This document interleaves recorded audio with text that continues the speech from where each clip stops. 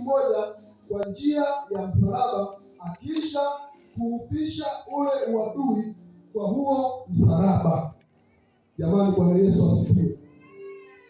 Kwa hiyo sisi tulikuwa na uadui na Mungu, tulikuwa tumefarakana na Mungu kwa sababu ya dhambi. Hatukuwa na namna nyingine yoyote ya kumkaribia Mungu.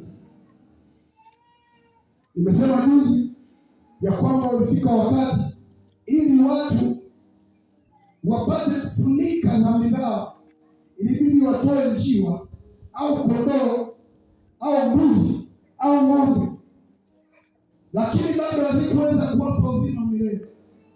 Aliyekuja kuondoa dhambi au kufuta dhambi ni Yesu Kristo, ndiye aliyefanya upatanisho.